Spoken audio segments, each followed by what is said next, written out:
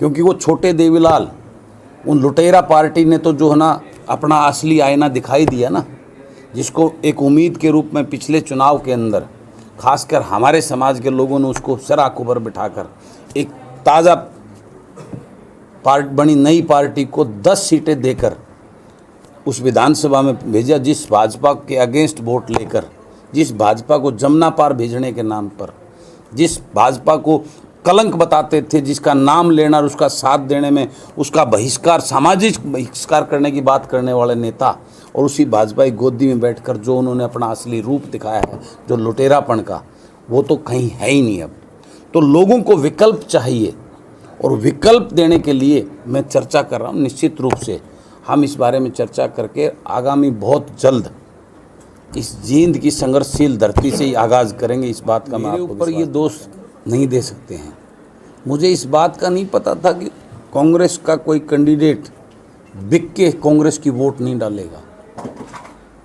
मैं आपसे पूछना चाहता हूँ, क्या ये सही है कि एक विधायक सरकार के खिलाफ किसान के पक्ष में इस्तीफा देता है, मैं किसान के साथ हूँ, बीजेपी के खिलाफ बोल के इस्तीफा देता है, और फिर वो बीजेपी को वोट डालता है। मैंने बीजेपी को वोट नहीं डाली, मैंने कांग्रेस को इसलिए वोट नहीं डाली, क्या 2.5 करोड़ जनता के अंदर, हरियाणा के अंदर उस कांग्रेस के आला कमान को एक भी राज्यसभा के काबिल कोई इंसान नहीं मिला। मैं क्यों डालूं उस बाहर के व्यक्ति जिसको हरियाणा का पता ही नहीं। राज्यसभा की सीटों को सिवाय इन्होंने जो है ना एक बिकाऊ और एक लेबल समझकर जो है ना किसी अपने को ओबलाइज करने का वो बना। राज्यसभा बहुत इंपॉर्टेंट सदन, सबसे उच्च सदन माना जाता है राज्यसभा का। उस सदन के अंदर अगर मेरा प्रदेश का कोई पढ़ा लिखा बुद्धिजीवी जाता तो वो मेरे प्रदेश के मुद्दे उठाता, इसलिए मैंने उसको वोट नहीं डाला। आप मेरे को किस बात पे ब्लेम कर सकते हैं? मैं उस बीजेपी को वोट डालता, मेरे पास बड़ी बड़ी ऑफरें आई थी, बहुत बड़ी ऑफरें आई थी। क्या मैं बिकाऊ नहीं हूँ बलराज कुंडू? और मैं अपनी आत्मा से, अपने विवेक से, अपने उससे बुद्धि से उस बात को ओबलाइज वो करता हूँ, ऑब्जर्व करता हूँ, उसी पे काम करता हूँ। जो मुझे गलत लगता है, भाजपा ने तो उस कांग्रेस को भी बहुत पीछे छोड़ दिया, उसको भी अच्छा खिलवा दिया। जिस कांग्रेस से लोग इतने पीड़ित और प्रताड़ित थे, जिन कांग्रेस के नेताओं को लेकर इस जींद डिस्ट्रिक्ट के अंदर क्या क्या अपशब्द और वो बोला जाता था, आज वही जींद के लोग उनको अच्छा बता रहे हैं कि वो तेरे अगर मुख्यमंत्री की सपने ले सकते हो, मैं किसान का फौजी का बेटा क्यों नहीं ले सकता? ये तो लूट के लिए, अपने घर भरने के लिए। मैं तो इस प्रदेश के भलाई के लिए, प्रदेश के लोगों के लिए, जन सेवा के लिए राजनीति में आया हूँ। तो क्या मैं सपना नहीं देख सकता? मेरा सपना सपना नहीं है, मेरा सपना हकीकत है। मेरा वो है, मैं इस प्रदेश के भविष्य को, इस प्रदेश के को जो है ना उस खुशहाल प्रदेश में जिसकी चर्चा होती है, जहाँ दूध दही का खाना, वो है हमारा हरियाणा। आज यहाँ दूध दही नहीं, यहाँ नशे का वो हो रहा है। आज मेरा युवा दूध दही नहीं खा रहा, आज मेरा हरियाणा प्रदेश नशे की तरफ जा रहा है। मेरा प्रदेश जो किसान एक के नाम पर उसे ताकत होती थी, एक पूरे प्रदेश देश को जो है ना अन्न खिलाने की ताकत, आज वह मेरा प्रदेश जो है ना अपराध की तरफ जा रहा है। मेरे प्रदेश का युवा का भविष्य अंधकार में है। उसके लिए मैं ये सोच रखता हूँ, और उसके लिए मैं ये घूम रहा हूँ। नहीं तो मुझे क्या ज़रूरत थी? आपने अभी का अकेला चढ़ा क्या बम है? ये अकेला बलराज ही था ना, नांगल चौधरी से चला था। क्या कारवां बन के, मेरी तो कोई पार्टी नहीं, संगठन नहीं। आपने देखा, वो सब ने, आप सब मीडिया के साथियों ने देखा है मैं किस प्रकार से लोगों ने सर आँखों पर उठाकर गाँव में, किस पूरा गाँव का गाँव खड़ा मिलकर मेरे स्वागत के लिए और मुझे आगे बढ़ने के लिए मुझे ताकत और आशीर्वाद दे रहा था। आपने देखा वो अकेला बलराज था। कुंडू साहब, ऐसे जैसे आपने कहा कि नई पार्टी आगाज करेंगे, लेकिन जैसे हम देखें कि पुराना हरियाणा का इतिहास है, चौधरी बंसीलाल और भजनलाल पूर्व मुख्यमंत्री रह चुके थे, नई पार्टी बनाई लेकिन नहीं चला पाए। कितनी बड़ी चुनौती मानते हैं आप? नई पार्टी बनाएंगे तो क्या उसे खड़ा कर पाएंगे? सरकार नौकरियां नहीं दे रही, बेरोजगारी में आज प्रदेश नंबर 1 पे पहुंच गया है। उसके बाद ये बड़े बड़े दावे कर रहे हैं स्किल डेवलपमेंट के, MSME के थ्रू जो है ना लघु उद्योग जो है ना युवाओं को, रोजगारों को लगाने के लिए, उसके माध्यम से 3.5 करोड़ रुपए, 5 करोड़ रुपए की सब्सिडी, बड़े बड़े लोन दिए जा रहे हैं, जो धरातल में कुछ नहीं है। मैं आपसे पूछता हूँ, आप जिन डिस्ट्रिक्ट के सारे बुद्धिजीवी लोग हैं, पत्रकार साथी हैं, एक एक चीज़ को बारीकी से मॉनिटर करते हो, उस पर नज़र रखते हो, कितने स्किल डेवलपमेंट यहाँ पे जो है ना युवाओं को किया गया है। टोटली जो है ना सिर्फ कागजों के अंदर चल रहे हैं। एक बहुत बड़ा खेल खेला जा रहा है इस प्रदेश को लूटने का। एमएसएमई के जो है उद्योगों को, कितने उद्योग यहाँ पे हैं आप जरा धरातल पे, उसकी सब्सिडी को 50% रेशो के हिसाब से सौदेबाजी की जा रही है हमारी हरियाणा सरकार के द्वारा। 5 करोड़ रुपए अगर लोन दिया जाता है तो 2.5 करोड़ रुपए उनको दो, 2.5 करोड़ तुम जिमो, कोई पूछने वाला नहीं। जिस पॉलिसी को लेकर सरकार बड़े बड़े दावे करती है, युवाओं को रोजगार, उनको अपने सेल्फ जो है ना उद्योग लगाने के लिए, उनको के लिए, वो कितना बड़ा एक खेल जो है ना इस प्रदेश के अंदर खेला जा रहा है। उस कांग्रेस को अच्छा कहला दिया, लेकिन कांग्रेस के प्रति वो कोई कांग्रेस से खुशबू नहीं आनी शुरू हुई, उनको कोई विकल्प नहीं नजर आ रहा। जाए तो जाए। सरकार के द्वारा उस पवित्र सदन के अंदर जो लोकतंत्र का एक मंदिर है, कितनी बड़ी झूठ बोली जा रही है कि किसान को की आय को 45% कैलकुलेट किया जा रहा है हरियाणा प्रदेश की सरकार के द्वारा।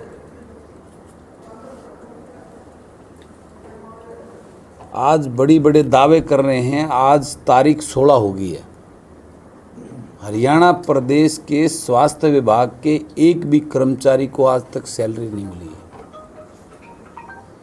कितनी बड़ी चिंता का विषय है ये, जो मैं पहले से कहता आ रहा हूँ। जिस प्रकार की लूट हर साल प्रदेश के ऊपर कर्जा बढ़ता जा रहा है और धरातल पे कुछ है ही नहीं, कहाँ जा रहा है वो पैसा।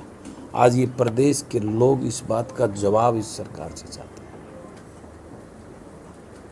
आज प्रदेश का हर वर्ग, आज प्रदेश के हालात इतने जर्जर और नाजुक होते जा रहे हैं।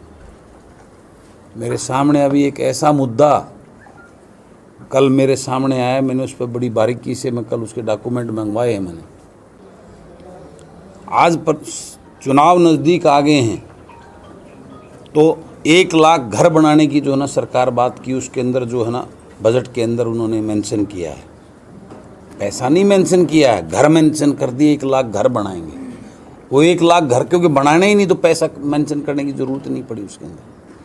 पिछले चुनाव से पहले भी जो ना बहुत सारे फार्म मंगवाए गए थे गरीबों को लुभाने के लिए, उसी प्रकार से अब की बार 1 लाख घर उसके अंदर गवर्नर अभिभाषण के अंदर मेंशन करके उसके अंदर डाल दिए, लेकिन बजट नहीं है। कहाँ से बनेंगे वो 1 लाख घर? नौकरियां देने की बात कर दी, उस नौकरियों का कोई बजट नहीं रखा गया कि ये नौकरियां लगाएंगे तो उसकी सैलरी देने के लिए कहाँ से उसको वो करेंगे, कोई उसके अंदर प्रावधान नहीं किया गया। महंगाई पे कंट्रोल कैसे करेंगे उसका कोई प्रावधान नहीं दिया गया है। साहब, आपने यात्रा निकाली पूरे हरियाणा में जी, तो क्या लगता है बदलाव चाहता है हरियाणा? मैं उसी बात पे आगे आ रहा हूँ जो आपने सवाल किया है। मैंने यात्रा निकाली थी इस प्रदेश को देखने के लिए, इस प्रदेश के हालात का जायज़ा लेने के लिए कि आज किस दौर से, किस उसमें मेरा प्रदेश के लोग जो है वो जी रहे हैं, और जो पीड़ा, जो दर्द मैंने उस यात्रा के दौरान पूरे प्रदेश में लोगों से, नांगल चौधरी से लेकर और चंडीगढ़ तक, पंचकुला तक मैंने लोगों से जो मिलना हुआ, जो रूबरू, मैंने वहाँ किसानों से मुलाकात की, मेरे से मिलने आए लोग। नांगल चौधरी से शुरू करके वहाँ नांगल चौधरी, महेंद्रगढ़, नारनौल, दादरी, कलानौर तक जो है ना लोगों की सरसों की फसल का बहुत बड़ा एक रोष था। पाले की वजह से वो फसल ख़राब हो गई थी, किसान सड़कों पे बैठे थे उस अपने मुआवजे के लिए, लेकिन कोई सुनने वाला नहीं था। उससे आगे चले मेरा महम, लाखन माजरा, महम जुलाना और नारनौंद के अंदर हज़ारों एकड़ जो किसान बैठे हुए थे, जिनका जो ना जल भराव की वजह से बुआरा ही नहीं हुआ।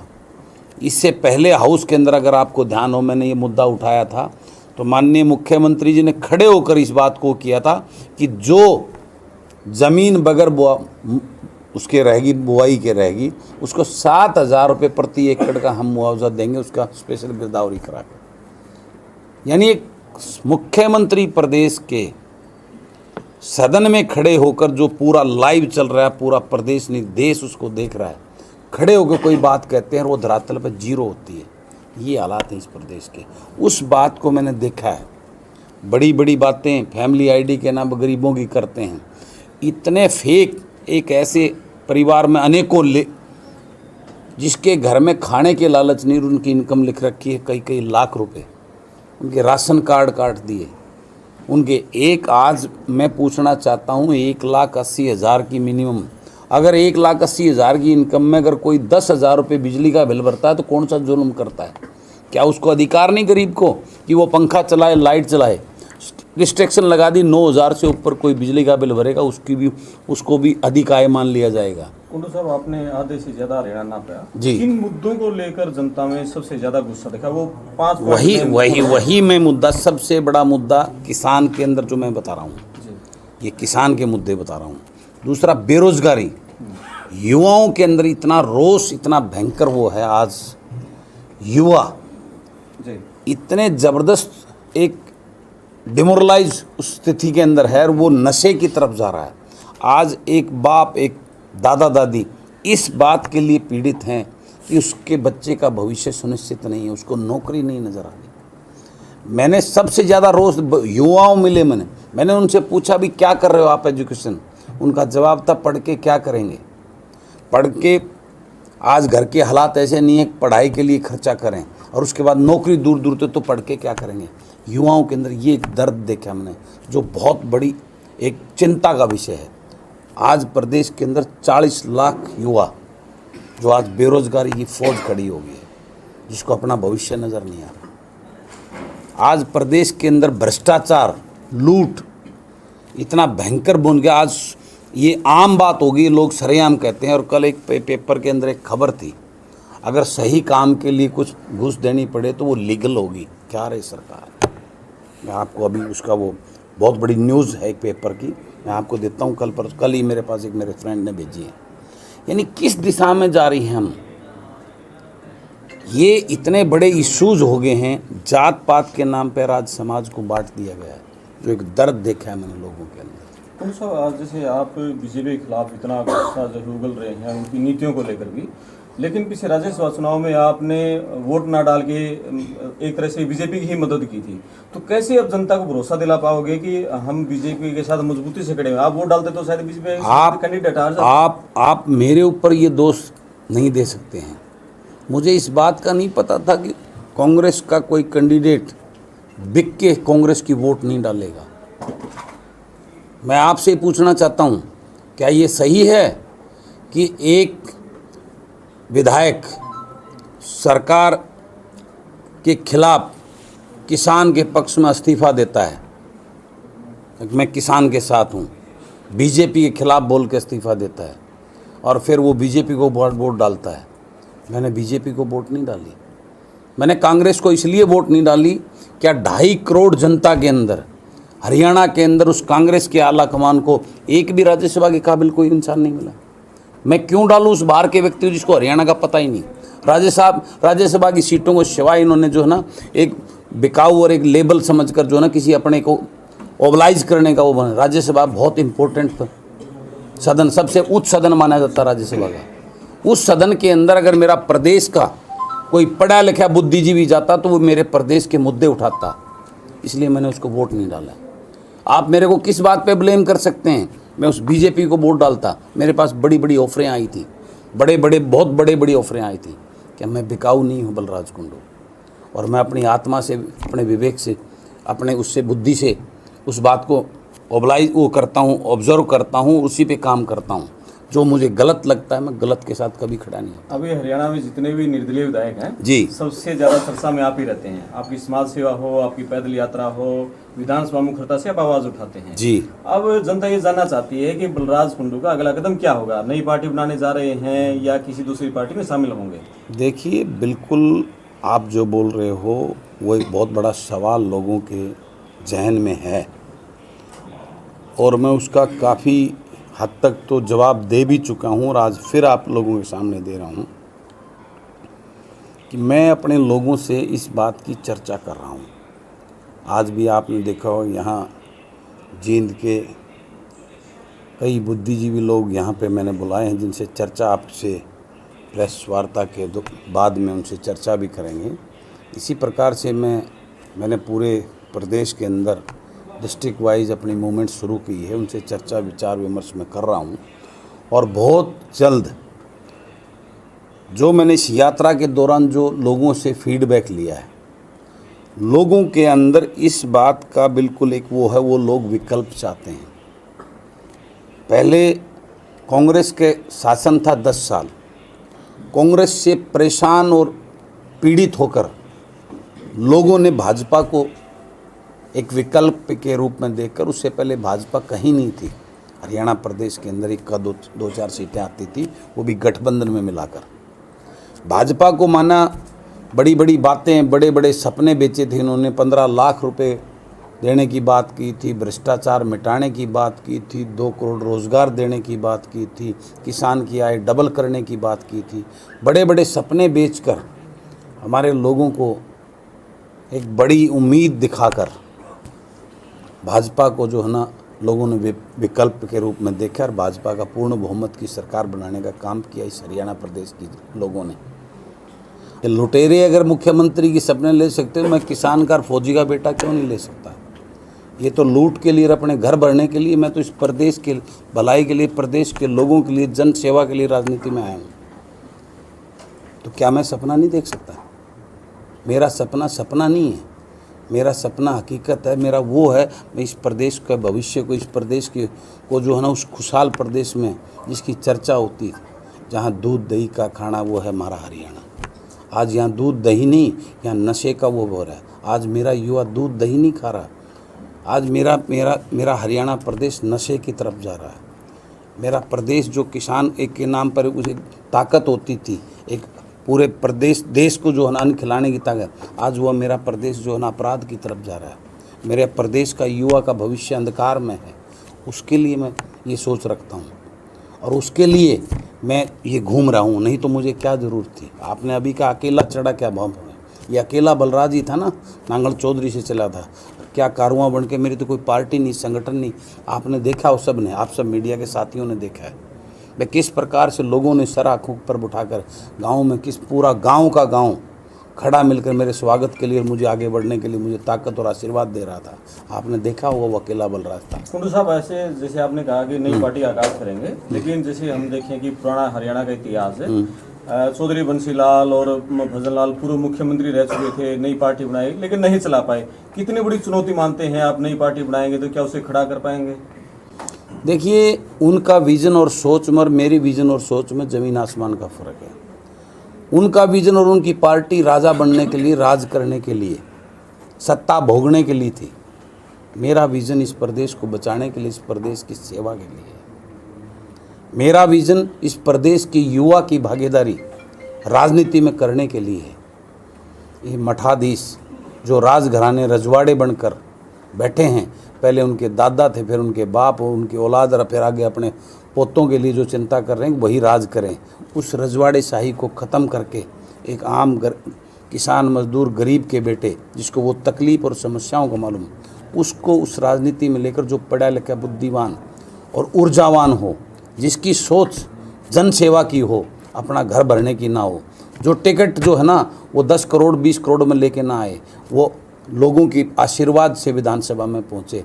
ऐसे युवाओं को भागीदारी राजनीति में कर इस प्रदेश को बचाने के लिए मेरी सोच है। उनकी सोच में मेरी सोच में यही एक फ़र्क है, जिसकी वजह से वो फेल हो गए, क्योंकि उनको पता लग गया ये रजवाड़े हैं और रजवाड़ों की दुकानें प्रदेश के लोगों ने बंद कर दी। कुंडू साहब, मेरा एक सवाल है आपसे। जी। आपने कहा कि जींद से आगाज होगा। जी। दुष्यंत चौटाला ने जींद से आगाज किया, जींद के लोगों को वोट भी दिए अच्छे खासे, जींद के लोगों को ठग लिया उन्होंने। तो आप कह रहे हो जींद से आगाज करेंगे, तो ऐसा नहीं होगी कि जींद के लोग फिर से ठगा हुआ महसूस करें? बिल्कुल, आपका सवाल में 100% दम मानता हूँ। मुझे उसी विश्वास को जगाना है, क्योंकि उस विश्वास को मैं तब जगा पाऊँगा कि मेरी बातों में सच्चाई और विश्वास है उनको। क्योंकि आज जिस प्रकार से मैं तो आज, वो तो कुछ भी नहीं थे, मैं तो आज इसके अंदर बैठा हूँ। महम की जनता ने मुझे, बहादुर जनता ने मुझे विधानसभा में विधायक बना कर भेजा है। उस सत्ता का अगर मुझे भोग करना होता तो मैं अभी कर लेता, वो लूट अभी बन के दिखा देता।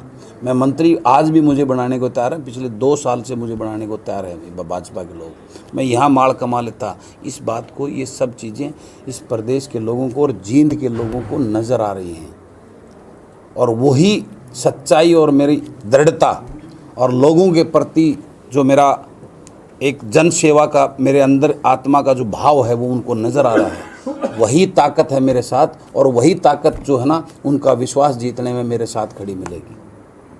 ये मैंने आज बिल्कुल आपने दुरुस्त बोला। अभी मैं डिस्ट्रिक्ट वाइज जो है मैंने प्लान किया है। अभी मैं डिस्ट्रिक्ट वाइज जा रहा हूँ, उसके बाद हल्के वाइज जाऊँगा। मैं अभी यात्रा की तो नहीं करता क्योंकि समय बहुत कम बचा हुआ है, और यात्रा अगर मैं यात्रा करूँगा तो ना तो लोगों को जोड़ पाऊँगा। मैंने वहाँ से अच्छे लोगों का, पढ़े लिखे बुद्धिजीवी लोगों को इकट्ठा करके बहुत जल्द जो है हम जो है चंडीगढ़ से आपको एक और संदेश देंगे जल्दी आने वाले समय में, अगले महीने के अंदर।